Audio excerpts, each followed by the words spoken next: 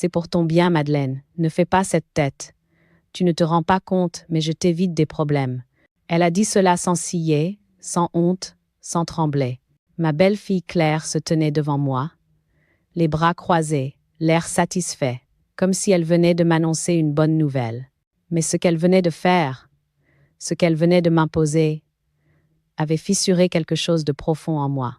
Elle avait touché à mon compte bancaire, à mon carnet de chèques, à ma vie. Tout cela pour mon bien. Je restais figée, incapable de répondre immédiatement. Les mots s'étaient écrasés contre ma gorge, comme si quelque chose m'empêchait de parler. Je sentais une chaleur étrange monter en moi, une chaleur de panique, de honte, de colère. Et pourtant, je restais immobile. Tu ne te souviens même plus où tu mets tes papiers. Alors arrête de faire des histoires, ajouta-t-elle, en récupérant son sac, comme si notre conversation n'était qu'un détail insignifiant de sa journée. Je serrais les mains.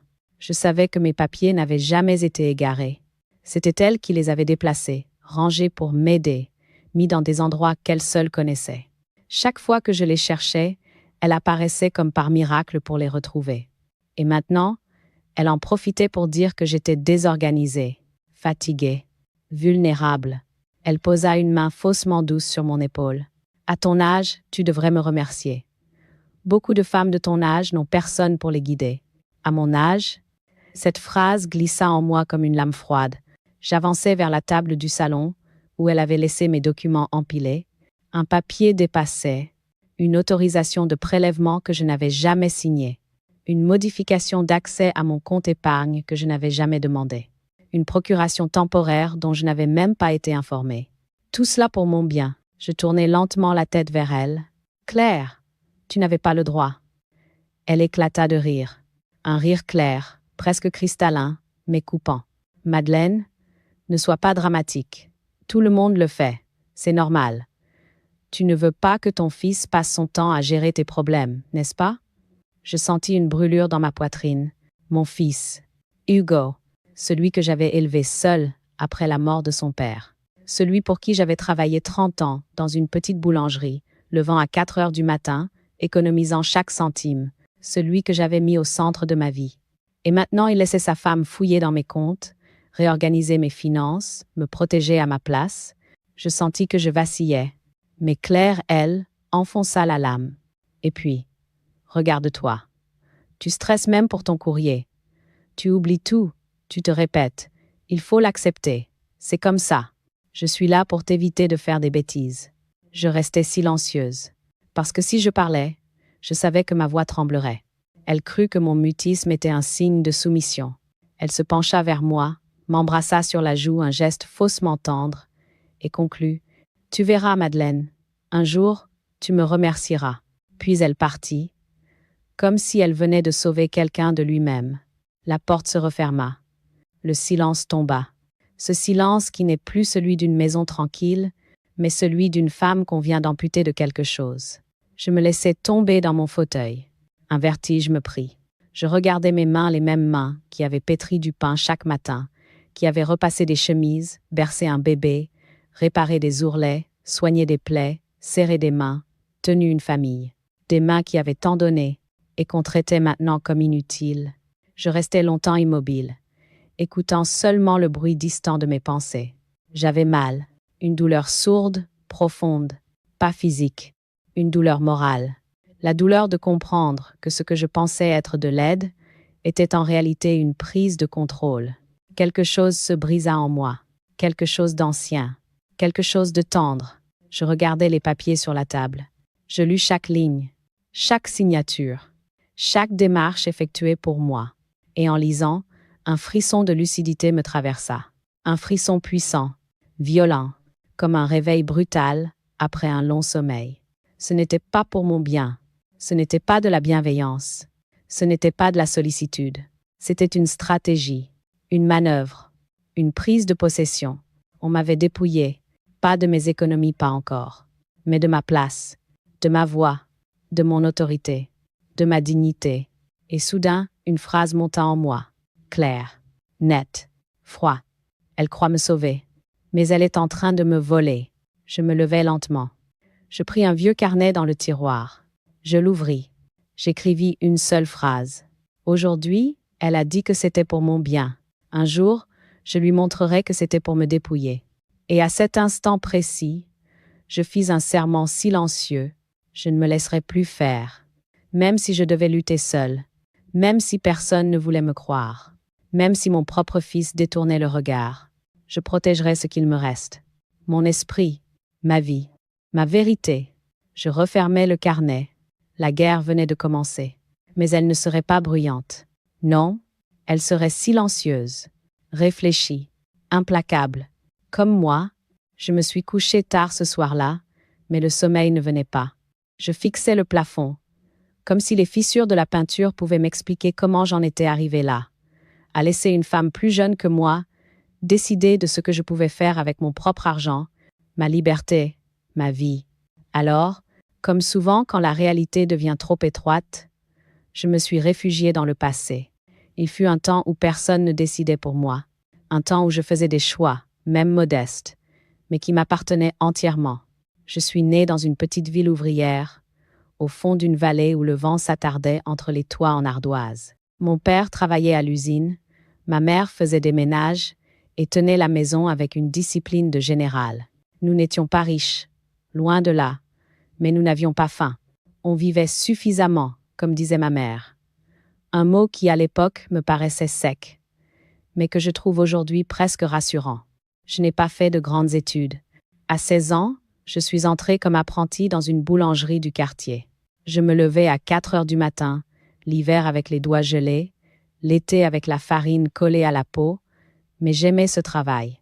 Il y avait quelque chose de noble à nourrir les autres, à modeler une pâte qui devenait une miche chaude, à voir les gens repartir avec un sac tiède serré contre eux. C'est là que j'ai rencontré Antoine.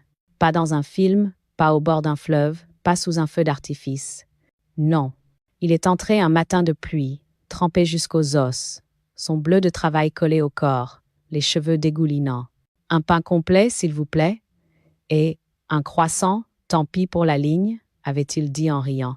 Je n'avais pas l'habitude de plaisanter avec les clients, mais son sourire n'était pas envahissant, juste franc, un peu maladroit. Les jours suivants, il est revenu. Toujours le même pain, toujours le même croissant, toujours une petite phrase en plus, comme une pierre posée pour tracer un chemin. Vous commencez tôt, vous devez être épuisé à cette heure-ci. Vous n'avez jamais pensé à ouvrir votre propre boutique? Je riais, un peu gêné. Ouvrir ma propre boutique? Cela me semblait aussi inaccessible que de partir vivre sur la Lune. Nous avons commencé à parler en dehors des heures d'ouverture.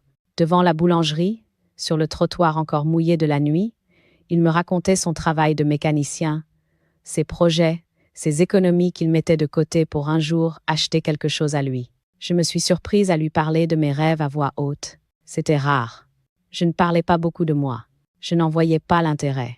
Un soir, il a simplement dit « On pourrait le faire à deux, tu sais. » Je crois que c'est là que tout a commencé. Nous nous sommes mariés dans la salle des fêtes municipales, décorée de fleurs en papier. J'avais une robe simple, que ma mère avait ajustée. Antoine avait emprunté un costume un peu trop large, mais son regard, lui, était parfaitement à sa taille. Droit, clair, déterminé. Nous avons loué un 2 pièces au-dessus d'un petit local commercial vide, à l'angle d'une rue passante. C'était un pari fou. Un pari que seuls les gens qui n'ont rien à perdre se permettent de faire. La première fois que nous avons ouvert le rideau de fer de notre propre boulangerie, mes mains tremblaient. Mais je me sentais libre, vraiment libre. Les premières années furent épuisantes. Nous comptions chaque franc. Antoine restait tard le soir pour réparer le vieux four qui menaçait de nous lâcher. Je faisais les comptes, les commandes, les vitrines. Nous nous disputions parfois, sous la fatigue, mais nous finissions toujours par rire autour d'un bol de soupe trop salé et d'un quignon de pain rassis. Puis Hugo est arrivé, mon fils. Mon unique, mon miracle tardif. Je n'avais pas prévu de devenir mère à 37 ans. Je croyais que cela ne m'arriverait jamais. Et puis, un jour, le médecin a souri. « Madame, il faut vous reposer un peu. Vous n'êtes pas malade, vous êtes enceinte. » Je me souviens encore du jour où je l'ai posée dans son petit berceau derrière le comptoir. Les clientes se penchaient pour l'apercevoir. On disait « Quel beau bébé! Een ten band on the doom. » Je répondais C'est tout ce que j'ai de plus précieux. Et c'était vrai. J'ai travaillé enceinte jusqu'au dernier moment, puis avec un bébé dans les bras, puis avec un enfant qui courait entre les sacs de farine. Je ne m'en plaignais pas. Je me disais que plus tard, quand il serait grand, quand on aurait remboursé le crédit, quand le four serait neuf, quand les dettes seraient derrière nous, alors je me reposerais. Antoine, lui, disait toujours « Un jour, Madeleine, tu ne te lèveras plus à 4 heures. On fermera plus tôt. On prendra des vacances. On verra la mer. » Nous ne l'avons jamais vu ensemble. Il est mort d'une crise cardiaque un jeudi de novembre, devant le four, entre 2 fournées de baguettes. Les pompiers ont tenté de le ranimer. Je me souviens du bleu des uniformes, du bruit métallique de la civière, du visage d'Antoine déjà loin. Le lendemain, il fallait quand même ouvrir. La pâte n'attend pas. Les clients non plus. J'ai tenu la boulangerie seule pendant quelques années. Par fierté, par amour. Pour Hugo, je lui disais « Travaille bien à l'école. Toi, tu ne te lèveras pas à 4 heures. Tu auras un bureau, un salaire régulier, une chaise confortable. » Il a fait des études. Il a réussi. Il a quitté la ville. Il n'a plus jamais eu les mains pleines de farine. J'ai vendu la boulangerie le jour de mes 62 ans. Avec le produit de la vente et les économies d'une vie, j'ai acheté cette maison où je vis encore. Une petite maison avec un jardin, une cuisine assez grande pour recevoir, un salon où trônait un canapé presque trop neuf pour moi. C'était la première fois que je vivais dans un lieu qui n'était pas au-dessus, derrière ou à côté d'un commerce. Je me souviens de ma première nuit ici. J'avais du mal à croire que tout cela m'appartenait. Les murs, le carrelage, la fenêtre sur le jardin, le vieux poirier au fond. Je me suis dit, tu as travaillé pour ça, Madeleine. Tu peux enfin te reposer. Je ne savais pas que des années plus tard, quelqu'un viendrait me dire comment gérer cette maison, cet argent, cette vie que j'avais construite seule. Qu'on me dirait, c'est pour ton bien, tout en signant à ma place des papiers que je n'aurais jamais acceptés de mon plein gré. Je ne savais pas que la fatigue que j'avais acceptée sans me plaindre serait utilisée contre moi. Que mes hésitations, mes oublis des petites choses, serviraient de prétexte pour m'arracher les grandes. Je n'ai jamais été parfaite. Je n'ai jamais été riche. Mais j'ai été droite. Et j'ai tenu.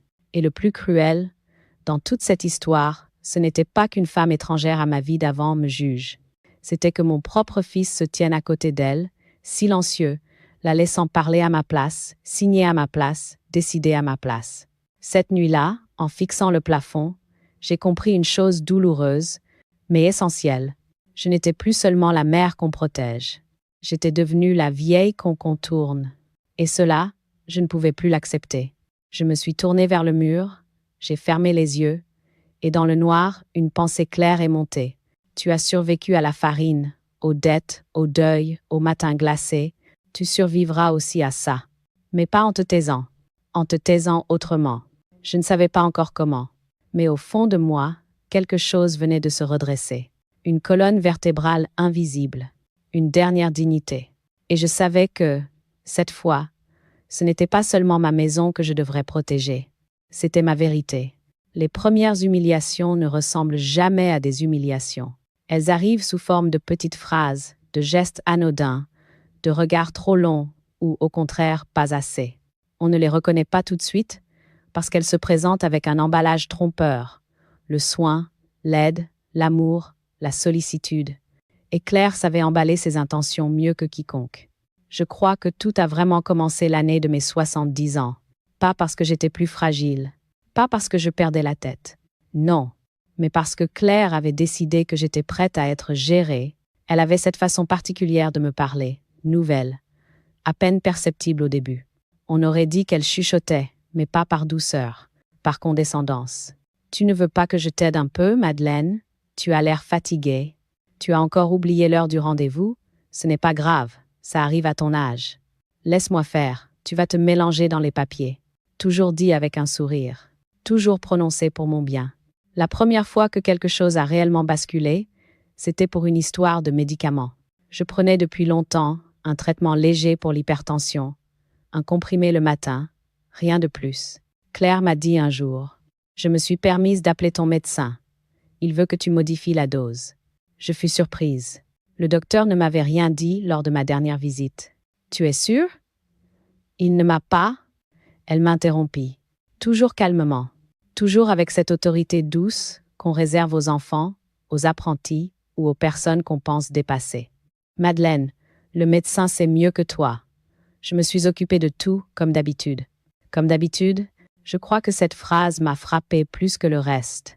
Quelques semaines plus tard, j'ai appris que le médecin n'avait jamais été contacté. Elle avait simplement décidé que je devais changer de traitement. Pour éviter que je fasse une bêtise, avait-elle dit ensuite, sans vergogne, mais à cette époque-là, je ne savais pas encore. Alors j'ai douté de moi-même, j'ai douté de ma mémoire, de mes décisions, de ma capacité à gérer les choses les plus simples, et c'était exactement ce qu'elle voulait. Puis il y a eu les objets, les clés, toujours les clés. Elles changeaient de place.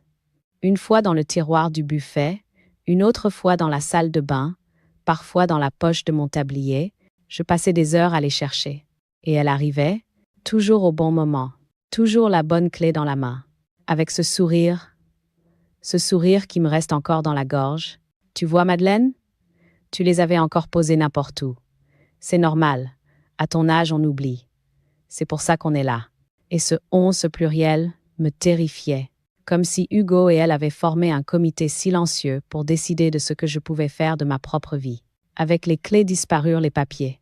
Des lettres que je jurais avoir posées sur la table du salon se retrouvaient dans la cuisine. Les factures changeaient de pile. Le classeur bleu, où je rangeais mes documents importants, était déplacé d'une pièce à l'autre. Au début, je me disais que c'était moi, que je devenais distraite, que la vieillesse me jouait des tours. Mais plus les jours passaient, plus la confusion devenait orchestrée, répétée, ciblée, comme si quelqu'un voulait prouver quelque chose, me prouver quelque chose. Tu vois bien que tu n'y arrives plus sans aide? Laisse-nous faire, tu vas juste t'angoisser. À ton âge, Madeleine, ça devient compliqué de tout gérer. Et chaque fois que je tentais de protester, un mur invisible se dressait devant moi. Un mur composé de 2 briques, la culpabilité et la honte. On me faisait sentir ingrate d'oser dire que j'allais bien. Inconsciente d'oser affirmer que je pouvais encore gérer mes affaires. Égoïste de vouloir garder mon autonomie. Puis il y a eu la scène du portefeuille. Un jour, mon portefeuille avait disparu. Pas juste déplacé, disparu. Je m'étais pourtant vu le poser sur la commode, le matin même. J'ai cherché partout. Pendant 1 heure, puis 2, puis 3. Je transpirais, je tremblais. Je m'accrochais aux meubles, comme si la maison elle-même vacillait. Quand Claire est arrivée, elle m'a trouvé en train de vider les tiroirs du vaisselier. « Madeleine, qu'est-ce que tu fais ?» Sa voix était douce, trop douce. Mon portefeuille, je ne le trouve plus. J'en deviens folle. Je n'ai pas pu finir ma phrase. Un sanglot m'a échappé. Et là, elle a posé sa main sur mon bras, faussement réconfortante. Puis, d'un geste théâtral, elle a ouvert le tiroir du buffet, celui que j'avais déjà fouillé 3 fois, et le portefeuille était là, parfaitement visible, parfaitement posé, comme un objet de scène soigneusement placé pour le dénouement. Je me suis sentie cruellement ridicule. Elle a soupiré. Pas un soupir triste. Non, un soupir de victoire. Madeleine, il va falloir accepter la réalité. Tu as besoin de nous. Tu n'y arrives plus seule, et ce n'est pas grave, mais il faut que tu nous laisses t'aider. Elle me parlait comme si j'avais 80 ans et 3 ans en même temps. J'ai baissé les yeux. J'ai hoché la tête. Et dans son regard, j'ai vu quelque chose qui me fit frémir. Pas de l'inquiétude, pas de l'amour, pas de l'empathie, de la satisfaction. Comme si ma faiblesse la confortait dans son rôle, dans son pouvoir, dans son plan. Ce soir-là, en me couchant, j'ai eu une pensée étrange.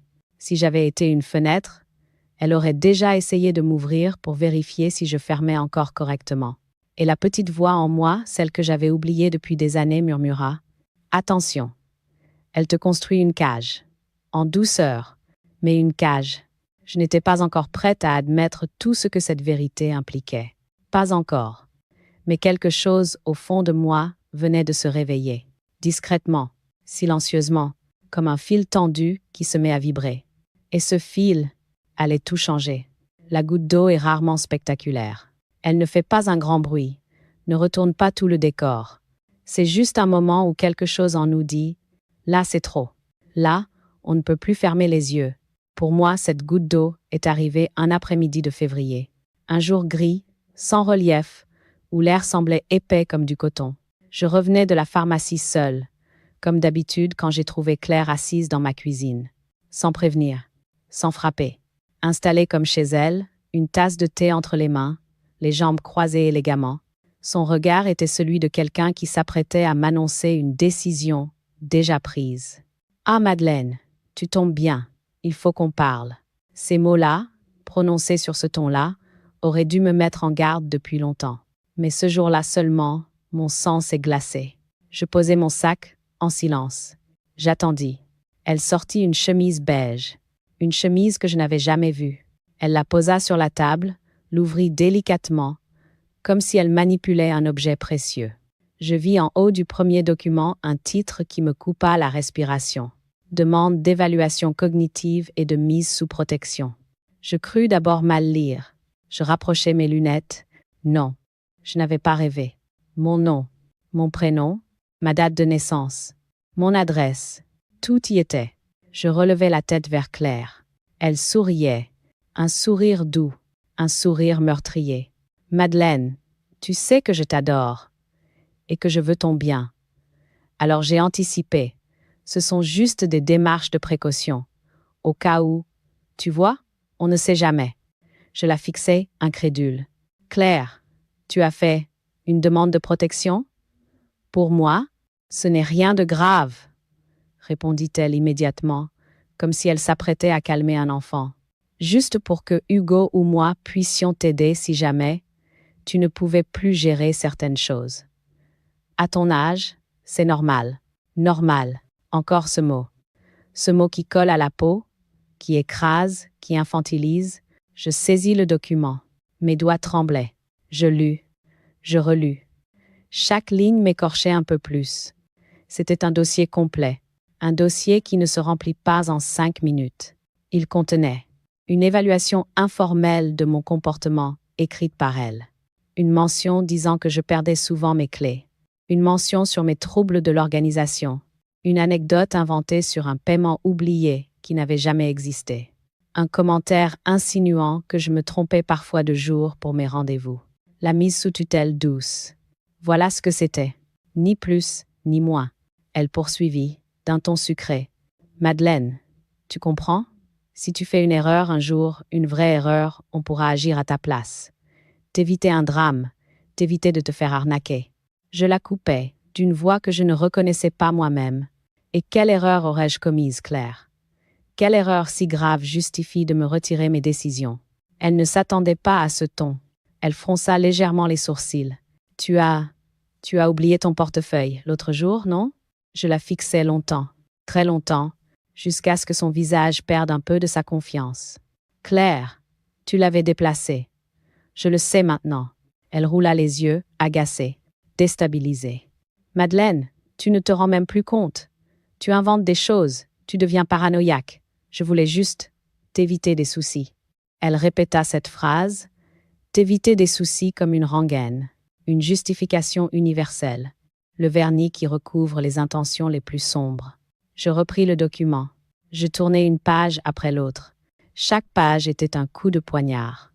Puis je tombais sur la dernière. La signature, pas la mienne, mais quelque chose qui y ressemblait. J'approchais la feuille de la lumière. Non, ce n'était pas la mienne.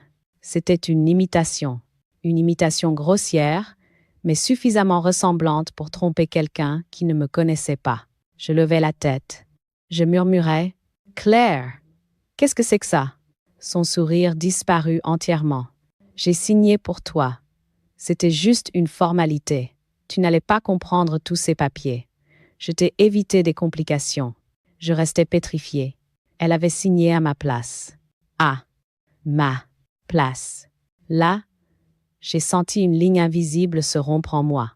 Une ligne que je croyais indestructible. Je me levai lentement, trop lentement, pour qu'elle interprète mon silence. Elle prit cela pour un signe de capitulation. Elle se leva aussi, ajusta son sac, et dit cette phrase qui résonne encore dans ma tête. « Un jour, Madeleine, tu me remercieras.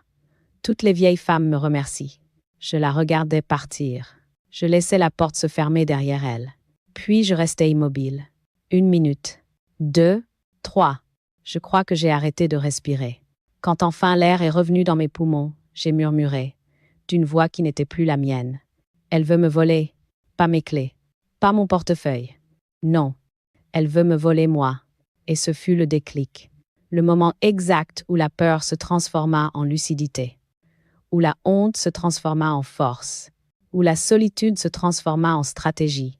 Je pris mon vieux carnet, je le posai sur la table, là où Claire avait étalé ses papiers comme un général étale une carte d'invasion.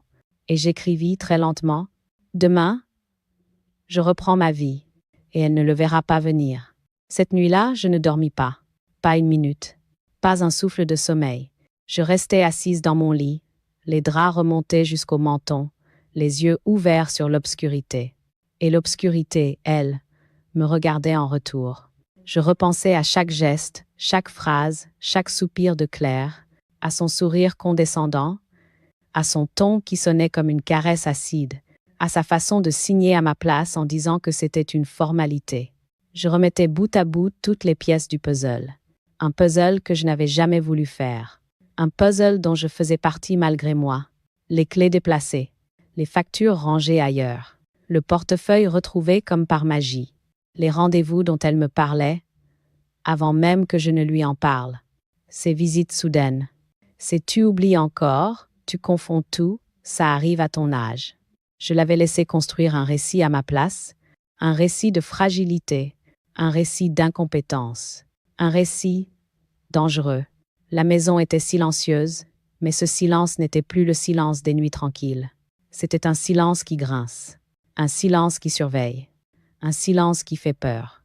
Je posais mes pieds sur le sol froid, je me levai lentement. Je me rendis à la cuisine, où la lune découpait une lueur blanche sur les carreaux. J'ouvris le tiroir du buffet. J'en sortis mon carnet, je posai mes lunettes sur mon nez, et j'écris.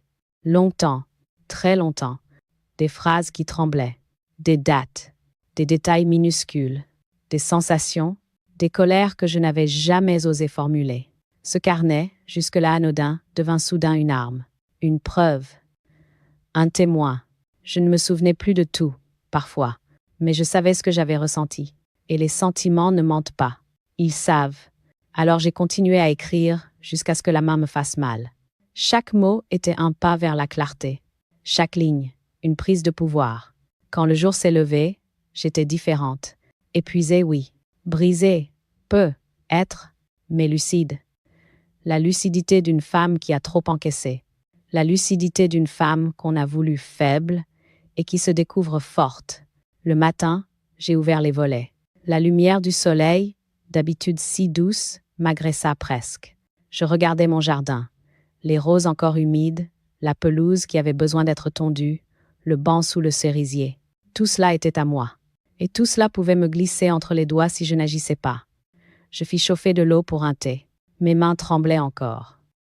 J'avais l'impression d'être vieille, vraiment vieille pour la première fois. Pas à cause de l'âge, mais à cause de ce que quelqu'un avait essayé de faire de moi. Pendant que l'eau chauffait, je me parlais à moi-même, comme une femme qui se reconstruit phrase après phrase. Tu n'es pas folle, tu n'es pas incapable, tu n'es pas ce qu'elle veut faire croire. Et plus je me le disais, plus je le croyais. Je me suis assise à la table de la cuisine, le thé encore fumant devant moi. La vapeur s'élevait comme un voile qui se déchire. J'ai pris une grande inspiration, et j'ai prononcé, à voix haute, quelque chose qui ressemblait à un serment. Je vais reprendre ma vie, même si je dois le faire seule. Cette phrase fut un tournant. Je la sentis dans mes os, dans mon souffle, dans ma mémoire, mais vouloir ne suffit pas. Encore faut-il agir, et agir, pour une femme de mon âge, n'a jamais été aussi difficile. Pas parce que j'étais fragile, mais parce que les autres me croyaient fragile. Et ça, c'était pire. Je n'avais jamais été chez un notaire seul. Je n'avais jamais contesté quoi que ce soit. Je n'avais jamais eu à défendre ma propre existence. Mais cette fois, je n'avais plus le choix. Si je ne disais rien, elle m'aurait tout pris. Ma maison, mes comptes, mon indépendance, mon droit à décider, mon souffle. Je me suis levée, j'ai attrapé mon manteau, j'ai pris mon sac. Je n'ai pas prévenu Hugo. Je n'ai pas prévenu Claire. Je suis sortie dans le froid du matin, la tête haute, et j'ai marché. Un pas, puis un autre, puis un autre encore. Chaque pas était un refus d'être effacé. La première personne que j'ai consultée fut le médecin. Je n'avais jamais osé lui poser la question. Cette fois, je la formulai sans détour. « Docteur, suis-je en train de perdre la tête ?» Il me regarda, surpris, puis avec douceur. « Non, Madeleine, vous êtes lucide, très lucide même.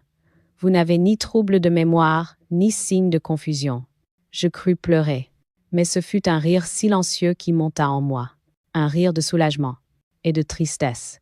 Je lui racontai ce qui se passait.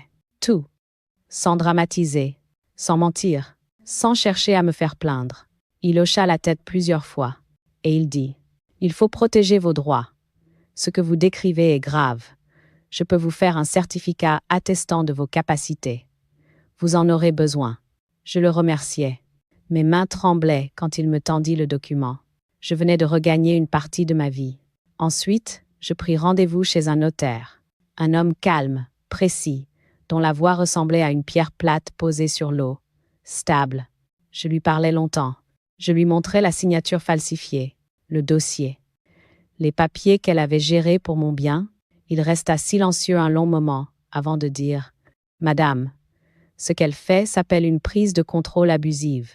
Vous n'êtes pas la première, vous n'êtes pas la dernière, mais vous avez encore le temps d'agir, et nous allons agir, ensemble. » Ces mots-là, je les ai reçus comme une main tendue dans l'obscurité. La première main depuis longtemps. Le notaire me donna une liste d'actions à entreprendre. Je les notais toutes dans mon carnet. Chaque phrase était une planche solide posée au-dessus d'un gouffre. Je suis sortie de son bureau avec un sentiment étrange. Pas de la joie, pas encore de la victoire, mais un regain de verticalité. Je n'étais plus un objet qu'on déplace. J'étais une femme qui marche. Le soir, je suis rentrée chez moi. Je me suis assise sur mon fauteuil, ce fauteuil qu'elle avait déplacé tant de fois, comme on déplace une pièce sur un échiquier. Mais cette fois, je savais que la partie avait changé. J'ai ouvert mon carnet. J'ai écrit « Je ne la vaincrai pas par le bruit. Je la vaincrai par la loi, par la clarté, par ma dignité, par le silence. » Et c'est ainsi qu'a commencé ma vraie revanche. La silencieuse, la méthodique, la froide, celle qui ne détruit pas, mais révèle. Les jours suivants furent un mélange étrange de peur, de lucidité, et d'une énergie nouvelle qui vibrait en moi comme un fil métallique tendu. J'avais commencé à comprendre quelque chose d'essentiel. Je n'avais pas besoin de hurler pour me défendre. Je n'avais pas besoin de frapper pour résister. Je n'avais qu'à agir, calmement, méthodiquement, légalement. Et c'est là que ma vie a changé. La première étape fut la banque.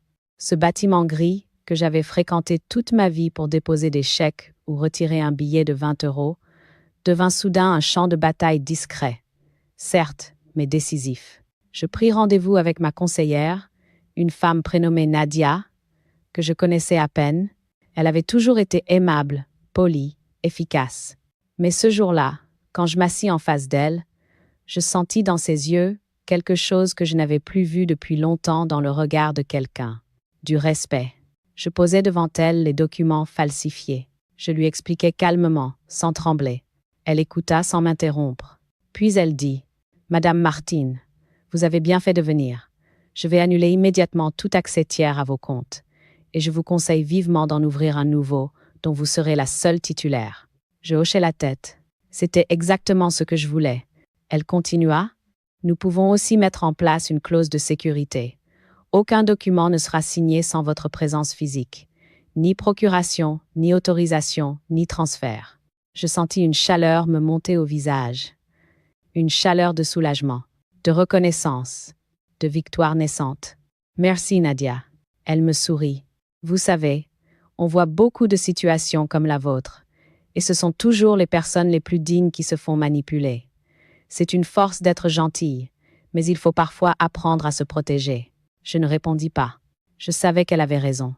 Nous passâmes 1 heure à tout réorganiser. Elle me donna une nouvelle carte, un nouveau code secret. Elle transféra mes économies sur le nouvel espace sécurisé. Tout se fit avec une précision chirurgicale. Quand je sortis de la banque, je me sentais plus légère, plus droite, comme si un boulet avait été décroché de ma cheville. L'étape suivante fut le notaire. Je revins le voir avec mon certificat médical attestant de ma pleine capacité. Il relut le document attentivement, hocha la tête, puis me montra le dossier qu'il avait commencé à préparer. Nous allons établir un Nouveau Testament. Clair, précis, indiscutable. Il ne sera révocable que de votre plein gré, et il invalidera toute tentative extérieure de prise de contrôle.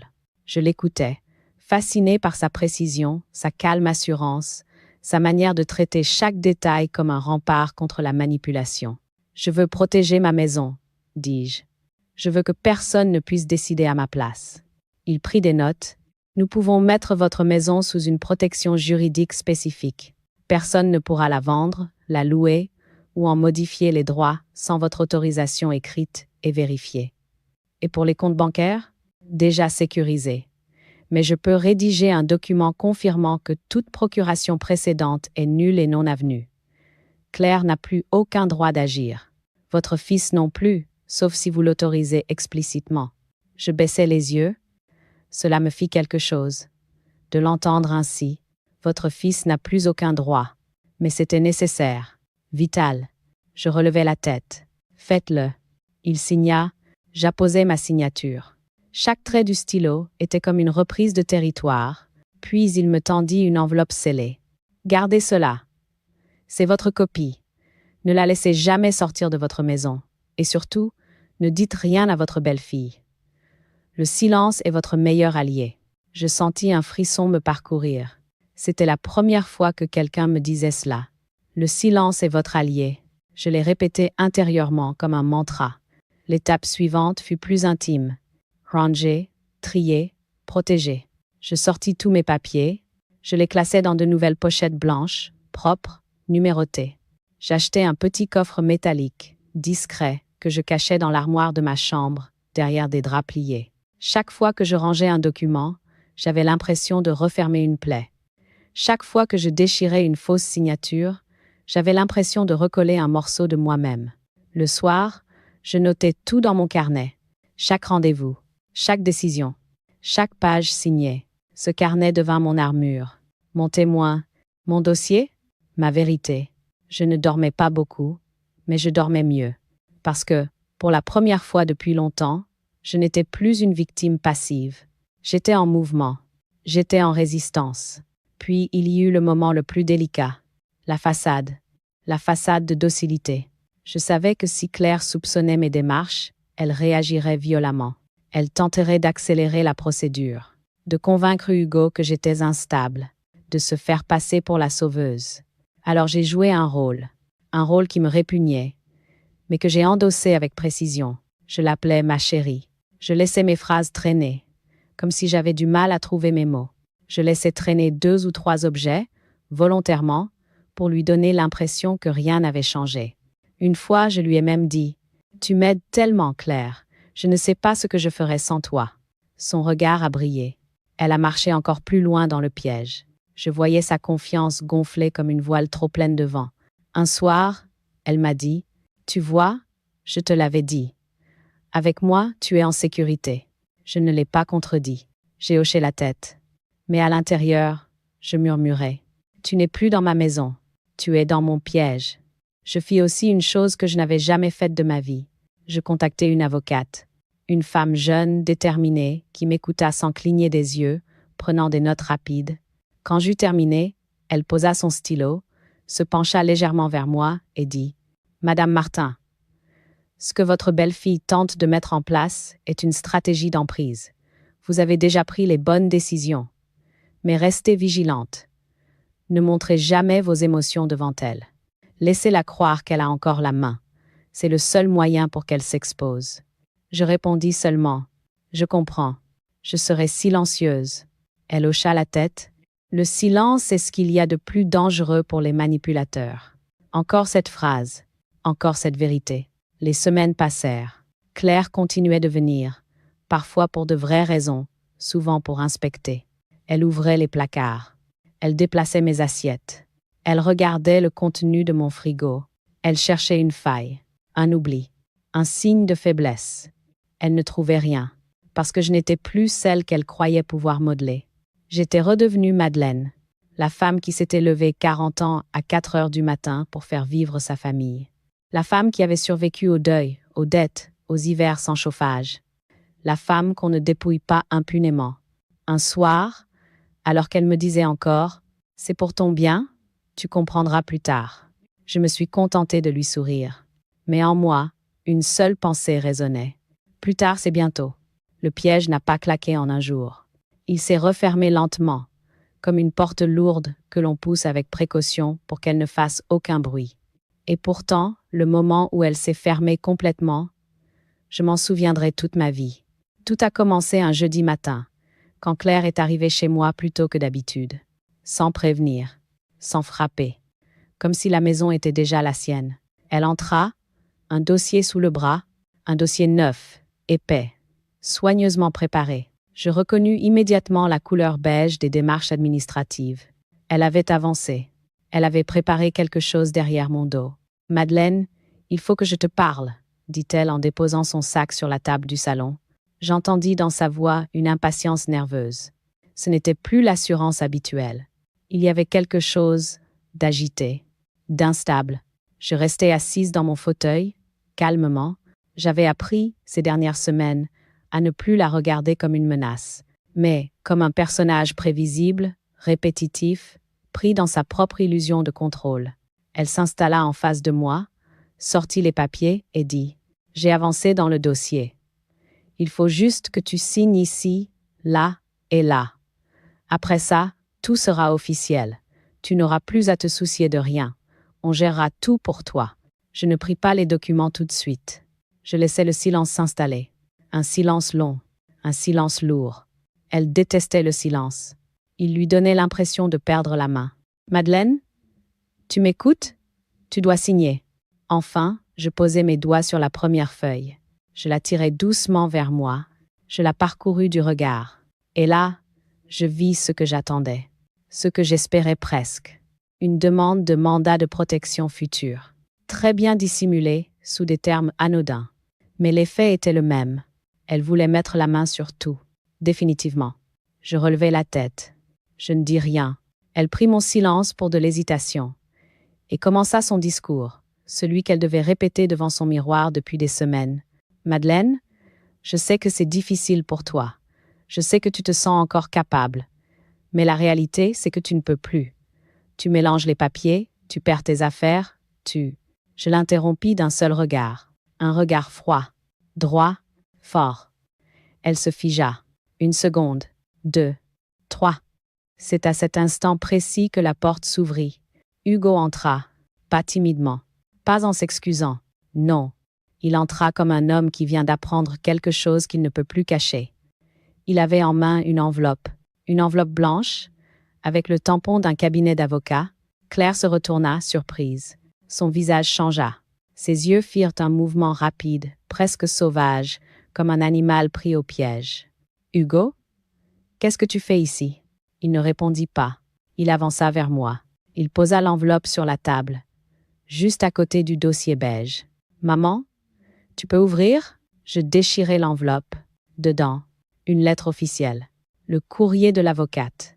Celui que j'avais demandé à recevoir chez lui, pas chez moi, pour éviter toute interception. Il l'avait lu, et il avait compris. Claire tenta de reprendre le contrôle. « Attends, Hugo. C'est un malentendu. C'est pour son bien. Elle ne comprend pas toujours ce qu'elle signe. Je fais ce que n'importe quelle belle-fille ferait. Tu sais très bien que ta mère ne... » Il leva la main. Pour la première fois depuis des années, il se dressait entre moi et elle. « Claire, ça suffit. » Elle resta bouche bée. Elle tenta un sourire. « Hugo, écoute-moi. Elle exagère. Elle se fait des idées. Tu sais comment elle... C'est toi qui te fais des idées. Et des signatures. » Il posa devant elle la copie du document falsifié. Celui qu'elle avait signé à ma place. Son visage se décomposa. Ce n'est qu'une formalité. Je voulais juste accélérer les choses. Elle allait oublier, de toute façon. Elle balbutiait. Elle paniquait. Hugo, lui, ne clignait pas des yeux. Maman a passé des évaluations médicales. Elle a consulté un notaire, une avocate. Elle est parfaitement capable. C'est toi qui as construit une histoire de fragilité. Pourquoi, Claire? Pourquoi? Elle tenta de s'approcher de lui, de le toucher, de le faire taire. Pour ton bien, Hugo. Pour notre bien. Pour éviter que ta mère ne nous mette. Pour éviter quoi? Sa voix trembla, mais d'une colère froide. Pour éviter qu'elle gère son argent? Sa maison? Sa vie? Pour mettre la main dessus plus vite? Pour la faire passer pour sénile? C'est ça, Claire? C'était ça? Ton pour son bien? Elle recula. Elle perdit pied. Elle chercha une excuse, une trappe, un mensonge dans lequel se glisser. Hugo, tu comprends mal. Mais il la coupa. Non, c'est toi qui as tout compris de travers. Et maintenant, c'est fini. Elle regarda autour d'elle, comme si la pièce allait l'aider, comme si la maison, qu'elle croyait déjà sienne, allait se refermer pour la protéger. Mais rien ne bougea. Moi, j'étais toujours dans mon fauteuil, silencieuse, immobile, libre. Elle se tourna vers moi, les yeux pleins de rage. Tu as tout monté contre moi. Vieille manipulatrice. Tu n'es pas aussi inoffensive que tu en as l'air. Tu vas me le payer. Je ne répondis pas. Je la regardais, simplement, sans bouger. Et ce silence-là, fut plus violent pour elle que n'importe quel cri. Elle sentit qu'elle avait perdu. Elle le comprit avant même de sortir. Elle le sentit dans l'air, dans les murs, dans mes yeux. Elle attrapa son sac, elle bouscula une chaise. Et elle partit, sans se retourner. Quand la porte claqua, le bruit ne me fit pas mal. Il me libéra. Hugo se tourna vers moi. Ses yeux étaient humides. Maman, je suis tellement désolée. Je n'ai rien vu. Je n'ai rien compris. Je t'ai laissé seule. Je posai ma main sur la sienne. Tu vois, mon grand. Elle disait que c'était pour mon bien. Mais c'était pour me dépouiller. Et toi, tu voulais juste qu'on soit en paix. Je comprends. Il baissa la tête. Je sentis qu'il tremblait. Je vais réparer, maman. Je te promets que je vais réparer. Je lui souris doucement. Tu n'as rien à réparer. La justice s'est mise en marche toute seule, par la vérité et par mon silence. Dans le salon, la lumière du matin entrait par la fenêtre. Elle éclairait la table où reposait le dossier falsifié, la lettre de l'avocate, les papiers du notaire, mon carnet, toutes les preuves, toute ma dignité, toute ma revanche. Et dans ce rayon de lumière, j'ai compris que la partie était terminée. Le piège s'était refermé, pas avec bruit, mais avec précision, avec patience, avec justice. Les jours qui suivirent la confrontation eurent la texture étrange des lendemains de tempête. L'air semblait plus clair, mais les débris, eux, n'étaient pas encore retombés. Claire disparut brutalement. Je ne reçus plus ses messages, plus ses visites non annoncées, plus sa voix mielleuse qui s'immisçait dans ma maison. Même la place où elle garait sa voiture devant mon portail resta vide, comme si le sol refusait désormais de la porter. Ce silence, je l'ai accueilli comme un baume tardif, mais nécessaire. Hugo, lui, restait présent, mais il n'entrait jamais sans frapper. Il s'annonçait, il attendait ma permission. C'était une pudeur nouvelle, presque un repentir silencieux. Je voyais dans ses yeux la honte de ne pas avoir vu, de ne pas avoir su, de ne pas avoir protégé. Une honte silencieuse, lourde, qui lui voûtait les épaules plus sûrement que le travail ou les années. Il ne parlait jamais d'elle. Pas un mot, pas une question. Mais moi, je savais. Je sentais la fissure. Je percevais la tempête intérieure qu'il essayait de contenir. Une semaine après leur dispute, j'entendis les premiers échos. Ils ne venaient pas de lui. Ils venaient de la rumeur, cette chose fluide et vivace qui circule plus vite que le vent dans une petite ville. On disait que Claire avait crié, qu'elle avait brisé un verre, qu'elle accusait Hugo d'être faible devant sa mère, qu'elle le traitait de traître, qu'elle le menaçait de partir. On disait aussi qu'elle avait déclaré « Sa mère n'est pas si innocente qu'elle en a l'air. Elle est vicieuse, manipulatrice. » Rien de surprenant. Lorsque les masques tombent, les manipulateurs essaient toujours d'inverser les rôles. Je ne répondis pas. Je ne participais pas. Je n'alimentais rien. Je laissais le silence faire son travail. Et il le fit. Un après-midi, j'entendis frapper. Je reconnus immédiatement les coups lourds et désordonnés de quelqu'un qui souffre. C'était Hugo. Il entra, posa sa veste, s'assit dans la cuisine. Il semblait avoir vieilli de 10 ans en une semaine. Maman, elle Elle dit que je t'ai choisi. Il se passa une main sur le visage. Elle dit que je l'ai trahi, que je l'ai humilié, que je n'ai pas été loyale. Je restais silencieuse. Je savais que ce n'était pas le moment de parler, mais celui d'écouter. Elle dit que tu as tout manigancé, que tu lui as menti, que tu as voulu la détruire, que tu n'es pas celle qu'on croit. Ses mains tremblaient. Je posais ma main sur les siennes. Hugo, quand quelqu'un construit un mensonge aussi grand, il ne peut pas l'abandonner sans accuser les autres. Elle ne sait pas avouer. Elle ne sait pas reconnaître. Elle doit accuser pour survivre. Ce n'est pas contre toi. C'est contre la réalité. Il hocha la tête. Ses lèvres se pincèrent. Une larme silencieuse glissa sur sa joue. Je crois qu'on va se séparer. Ces mots restèrent suspendus dans l'air. Je ne ressentis ni joie, ni soulagement, ni revanche. Seulement une pointe de tristesse. Tristesse pour lui, pour leur couple, pour la vie qu'il avait imaginée. Je murmurai. Si cela arrive, ce ne sera pas ma faute, ni la tienne.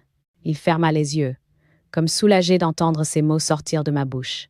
Mais, tu vas tenir le coup? Demanda-t-elle. Je souris doucement. Je tiens depuis plus longtemps que tu ne le crois. 2 jours plus tard, je reçus la visite inattendue de Béatrice, une amie commune, bavarde et toujours très au courant des affaires du quartier. Elle entra, sans même prendre le temps d'enlever son foulard. « Madeleine, tu sais ce qu'on raconte ?» Je levai un sourcil.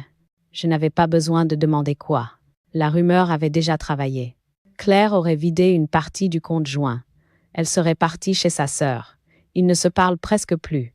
Elle dit à tout le monde que tu l'as manipulée, que tu as monté Hugo contre elle. Je haussai les épaules. Béatrice, les gens disent ce qu'ils veulent. Je ne peux rien y faire. Elle me regarda, surprise par mon calme. Mais, tu ne vas rien répondre? Non, la vérité n'a pas besoin de cris. Elle s'installe toute seule. Elle resta silencieuse un moment. Puis elle dit doucement, « On dirait que tu as rajeuni, Madeleine. Ou alors, que tu t'es redressée. » Je souris. « Ce n'est pas moi qui ai changé. C'est le poids qui est tombé. » Elle hocha la tête. Elle comprenait. Les jours suivants, Hugo revint plusieurs fois. Parfois juste pour m'apporter une soupe. Parfois pour m'aider dans le jardin. Parfois sans raison particulière, sinon celle d'être près de moi. Une after-midi, il s'assit à côté de moi sur le banc du jardin. « Maman, qu'est-ce qu'on devient quand la famille se déchire ?» Sa voix tremblait encore. Il n'était plus l'homme assuré qu'il avait voulu être. Il redevenait mon fils. Mon enfant blessé. Je posai ma main sur la sienne. On devient plus fort, Hugo. Plus clair. On comprend enfin où se trouve la loyauté. La vraie. Il resta silencieux, les yeux dans le vide. J'ai honte, maman. Honte de ne rien avoir vu. La honte n'est utile que si elle nous change. Et toi, tu changes. Il soupira. Il se pencha vers moi. Je sentis son front se poser contre mon épaule, comme quand il était petit. Maman, ne me laisse pas tomber. Je l'enveloppais très doucement. Je ne t'ai jamais laissé tomber, Hugo. Pas même quand tu ne me regardais plus. Il éclata en sanglots silencieux. Des sanglots lourds, profonds, ceux qu'on retient depuis trop longtemps. Et moi, je restais immobile, présente, stable, comme une pierre au bord d'un torrent. Pendant ce temps, Claire s'effondrait. Pas publiquement, pas bruyamment, mais lentement. Elle tenta de convaincre d'autres proches que j'étais dangereuse. Elle tenta de se faire passer pour la victime. Elle tenta de manipuler encore. Mais une fois la vérité entamée, les mensonges glissent mal. Certains la crurent encore. D'autres s'éloignèrent. Beaucoup se contentèrent d'observer avec cette fascination triste qu'on a pour les chutes morales. Et moi, je ne fis rien. Absolument rien. Je n'appelais personne. Je ne me défendis pas. Je ne cherchais pas à rétablir la vérité. Le silence se chargeait de tout. Un matin, en ouvrant mes volets, j'entendis un murmure monter du trottoir. 2 voisines discutaient devant la boulangerie d'en face. « Tu as vu ce qu'elle a essayé de faire à sa belle-mère? C'est honteux. À son âge, elle méritait la paix. » Je refermais les volets, non pas par peur, mais par pudeur. Je ne voulais pas devenir un sujet de commérage. Je voulais juste reprendre ma vie. Peu à peu, la colère autour de moi se calma. Les disputes s'espacèrent, la rumeur s'essouffla. L'éclatement familial laissa place à une sorte de trêve froide. Et dans ce nouveau paysage, je me tenais comme une femme qui a traversé un incendie, mais dont la maison est encore debout. Je regardais tout cela à distance, sans prendre parti, sans condamner, sans me réjouir, seulement avec la lucidité de celle qui a vu le pire et a survécu. Claire n'était plus qu'une silhouette lointaine, un bruit du passé. Elle ne possédait plus rien de moi, ni mes clés, ni mes papiers, ni ma liberté, ni ma peur. Et c'était cela, ma vraie victoire. Une victoire qui ne se crie pas, qui ne se montre pas, qui ne se partage pas. Une victoire silencieuse. Une victoire qui appartenait à moi seule. Après la tempête, vient ce moment étrange où tout semble suspendu. On avance dans sa propre maison, comme dans un décor qu'on croyait perdu, redécouvert sous une nouvelle lumière. Pendant longtemps, je n'ai rien changé. Ni les rideaux, ni les meubles, ni la disposition de la cuisine. Mais quelque chose en moi avait changé de place. Je me levais plus tôt, mais sans obligation. Pas comme autrefois, pour ouvrir la boulangerie à 4 heures du matin. Non, je me levais pour sentir l'air frais, la lumière douce qui glissait entre les arbres, le monde qui se réveillait sans que personne ne me surveille. Le premier matin, où j'ai réalisé que Claire ne reviendrait plus fouiller mes papiers, une sensation étrange m'a envahi. Pas de joie, pas de revanche, mais une légèreté nouvelle, une légèreté qui ressemblait presque à de la gratitude. Gratitude d'être encore capable, encore entière, encore debout. Je m'apprêtais à faire du ménage quand je me suis surprise à m'arrêter, balai à la main. Je n'avais pas besoin de nettoyer autant que je le faisais. Je n'avais plus besoin d'effacer les traces de honte qu'elle laissait dans ma maison. La maison respirait mieux, moi aussi. Ce fut à ce moment-là que j'eus l'idée qui allait tout changer. Partir quelques jours. M'offrir une parenthèse. Un souffle. Rien de grandiose. Pas un voyage lointain. Pas une croisière. Je voulais seulement la mer. Pas pour m'enfuir. Pas pour oublier. Mais pour me rappeler que j'étais encore vivante. Je pris donc un petit sac, une veste, quelques vêtements simples, et je partis. J'arrivai dans un petit village côtier, pas très loin de chez moi. Un endroit où les maisons étaient peintes de blanc et de bleu, où les volets claquaient doucement sous le vent, où les pins maritimes s'inclinaient comme pour saluer les visiteurs. J'avais réservé une petite chambre dans une pension tenue par une femme d'une 60aine d'années, souriante, discrète, avec des yeux clairs qui semblaient comprendre sans qu'on parle. Elle me remit la clé. Chambre 7, vue sur mer. Vous verrez, ça fait du bien aux anciennes douleurs. Elle ne savait rien de moi, mais elle avait deviné que je portais quelque chose. Je montais l'escalier. La chambre était simple. Un lit au drap blanc, une petite table, une fenêtre donnant sur un balcon étroit. La mer était là, juste là, au bout de mes doigts. Je pouvais entendre les vagues, comme un cœur qui bat. Je restais longtemps devant la fenêtre, immobile. Puis je m'assis. J'ouvris mon carnet, celui qui m'avait servi d'arme pendant les semaines sombres, et je lus tout depuis le début. Chaque humiliation, chaque manipulation, chaque preuve d'emprise. Et chaque geste que j'avais posé pour reprendre mon territoire, je relus tout cela dans le calme, le vent du large entrant dans la chambre, les rideaux flottant comme des drapeaux de paix. Puis, lentement, j'ai tourné la page, la dernière page écrite, la dernière note. Ces mots, je la vaincrai par le silence. Je souris, c'était fait. Elle n'avait plus de prise sur moi, pas parce qu'elle avait perdu, mais parce que je m'étais retrouvée. Les jours suivants, je me suis offert un luxe que je n'avais plus connu depuis des décennies, prendre mon temps. Je marchais le matin sur le sentier côtier, mes pas lents, réguliers, sans but précis. J'écoutais les vagues qui frappaient les rochers, le cri des mouettes, les murmures du vent. J'admirais les petites maisons en pierre, les jardins sauvages, les fleurs roses qui poussaient dans les fissures des murs. Un jour, je me suis arrêtée dans un café face au port. Je me suis assise en terrasse, j'ai commandé un café crème. La serveuse jeune, rieuse, m'a regardée avec douceur. « Vous êtes en vacances, madame ?» J'ai hésité. Puis, pour la première fois, j'ai dit « Oui, je suis en vacances, de ma propre vie. » Elle a ri, pas moqueusement, avec complicité. Alors profitez. Les vacances de soi-même, c'est les meilleures. Elle avait raison. Un matin, Alors que je marchais le long de la plage, je croisai un homme d'environ mon âge. Il promenait un chien qui tirait joyeusement sur sa laisse. Nous échangeâmes un bonjour, puis un sourire. Une autre fois, nous nous croisâmes de nouveau, puis encore une troisième fois. Il finit par s'arrêter. « On va finir par croire que c'est un rendez-vous », dit-il en souriant. Je répondis, sans rougir. « Peu. Être que c'en est un. » Nous parlâmes quelques minutes. Rien d'extraordinaire. Des mots simples. Des mots qui brisent la solitude comme on brise une coquille vide. Il s'appelait François. Il venait tous les matins ici, pour se rappeler qu'il est encore debout, dit-il avec humour.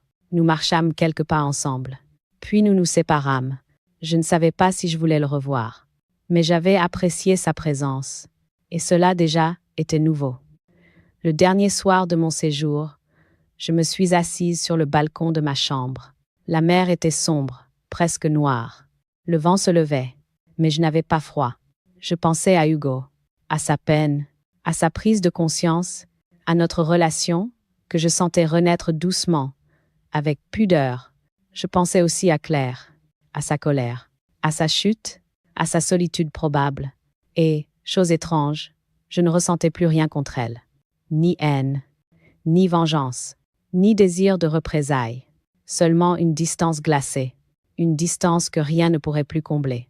Je regardais l'horizon, cette ligne fine qui sépare le ciel de la mer, et je me sentais, pour la première fois depuis longtemps, à ma place. Pas jeune, pas vieille, pas faible, pas forte. Juste, moi, je n'avais pas fui, je m'étais retrouvée. Je n'avais pas gagné contre quelqu'un. J'avais gagné contre la peur. Et cela suffisait. Quand je suis rentrée chez moi, la maison m'a accueillie comme une vieille amie. Je l'ai trouvée paisible, stable, immobile. Je posai ma valise. J'ouvris les volets. La lumière entra, comme une visiteuse fidèle. Je sus alors que j'étais prête pour la dernière étape. La conclusion, le dernier mot. Mais avant de le dire, je voulais savourer cette liberté retrouvée. Cette respiration nouvelle, cette paix inattendue. Je n'étais plus une femme qu'on déplace. Je n'étais plus une femme qu'on dépouille. J'étais redevenue Madeleine, simplement, entièrement, paisiblement. La maison sentait encore le vent marin lorsque je rouvris la porte. Une odeur de bois sec et de lavande s'en dégageait, familière, apaisante. Je posai ma valise dans l'entrée, retirai mes chaussures et restai quelques instants là, sans bouger, comme pour saluer silencieusement chaque objet, chaque mur, chaque souvenir. Je n'avais pas l'impression de revenir d'un voyage. J'avais l'impression de revenir de moi-même, d'un endroit intérieur où j'étais restée trop longtemps enfermée. Sans en comprendre la nature, je traversais le salon. Le fauteuil était à sa place, non déplacé, non redressé, non rectifié, juste là, où je l'avais voulu, où je l'avais décidé. Je m'y assis.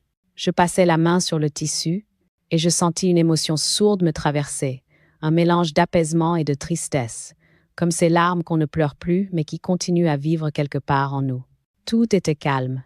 Je pris une grande inspiration, puis une autre. La fenêtre était entr'ouverte. Le vent faisait bouger les rideaux. Le silence régnait, mais un silence doux, un silence qui n'étouffe pas, un silence qui guérit. Je posai mon sac à côté de moi et en sortis mon carnet. Mon fidèle témoin, mon compagnon des nuits blanches, mon rempart lorsque la réalité devenait trop floue. Je l'ouvris à la première page. Aux humiliations, aux peurs consignées, aux phrases d'emprise qui autrefois me faisaient trembler. Puis je tournai les pages, lentement, comme on tourne les pages d'une vie qu'on accepte enfin de regarder en face. Je relus la phrase que j'avais écrite le jour où elle avait signé à ma place. Demain, je reprends ma vie. Je souris, un sourire mélancolique, mais solide. Oui, je l'avais reprise, par petites touches, par décisions minuscules, mais décisives, par une volonté calme, lente, mais inébranlable. Je me levai et marchai jusqu'à la fenêtre. Le jardin était tranquille. Les feuilles du cerisier remuaient doucement. Une odeur de terre humide flottait dans l'air. Tout était simple. Et pourtant, tout avait changé. Je repensais à Claire. Pas avec haine. Ces sentiments-là, je les avais laissés au bord de la mer. Il ne me restait qu'une distance froide et lucide. Elle n'avait jamais compris que pour dépouiller quelqu'un, il faut lui ôter plus qu'un bien matériel. Il faut vouloir lui ôter son identité. sa voix, son autorité, sa place. Et c'était cela, le plus douloureux. Pas l'argent, pas les papiers, pas les démarches falsifiées. Non, c'était le mépris. Ce mépris silencieux, masqué par une tendresse fausse, une gentillesse étouffante, une sollicitude stratégiquement maladroite. Elle disait que c'était pour mon bien, mais c'était pour me réduire, pour me faire douter, pour me rendre dépendante, pour glisser doucement ma vie dans ses mains. Cette pensée me fit frissonner. Puis, lentement, je sentis ce frisson quitter mon corps comme un dernier souffle d'hiver qui s'efface devant le printemps. Je tournai la tête vers la bibliothèque. Entre 2 livres, j'aperçus la petite planche gravée par Antoine, mon mari. La dignité ne se donne pas, elle se garde. Il avait raison, et peu. Être que ma grande erreur avait été de croire que la vieillesse autorisait les autres à décider pour moi, à interpréter mes silences comme une faiblesse, à transformer mes hésitations en preuve d'incompétence. Je n'étais pas parfaite, je n'avais jamais prétendu l'être, mais j'étais capable, et cela suffisait. Je fermai les yeux un instant, je revis Antoine, son sourire, ses mains larges tachées de farine, son regard clair qui me disait toujours « Madeleine, ne baisse pas la tête. Le monde se charge bien assez de le faire pour toi. » Alors je relevai la tête. Encore, dans l'après-midi, Hugo vint me rendre visite. Il avait ce visage fatigué des hommes, qui portent un deuil invisible, le deuil d'un mariage qu'ils savent perdu. Je l'accueillis avec un sourire doux. « Maman, elle est partie. » Je ne répondis pas immédiatement. Il s'assit en face de moi, comme un enfant qui attend une sentence. Elle a pris ses affaires. Elle a dit qu'elle ne pouvait pas vivre avec quelqu'un qui ne la soutient pas. Elle m'a accusé d'être un mauvais mari, un mauvais homme, un fils aveugle. Il secoua la tête, épuisé. Je me demande comment j'ai pu laisser tout cela arriver. Je posai ma main sur la sienne. Hugo, nous voyons les choses quand nous sommes prêts à les voir. Pas avant. Tu n'es pas fautif. Elle t'a entouré d'un récit. Elle a voulu être ton filtre, ta vérité, ta voix. Il baissa les yeux. Je suis désolée, maman. Et moi, je suis fière de toi, mon fils. Parce que tu t'es réveillé, parce que tu m'as regardé, parce que tu as vu ce que je suis encore. Une femme debout. Il pleura, en silence. Je le laissais.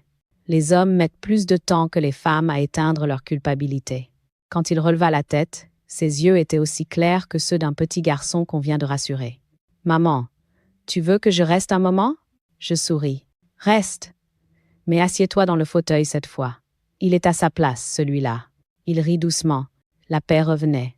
Pas brusquement, pas soudainement, mais par vagues lentes, comme la mer qui monte ou se retire sans bruit. Le soir venu, je me retrouvais seule dans le salon.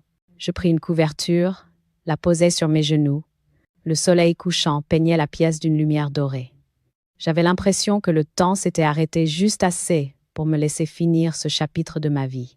Je pris mon carnet, je tournai jusqu'à la dernière page blanche, et j'écrivis. J'ai repris ma vie. Puis, je laissai le stylo tomber sur la table. Je regardais mon jardin, ma maison, les murs qui avaient entendu mes souffrances, mes doutes, mes espoirs.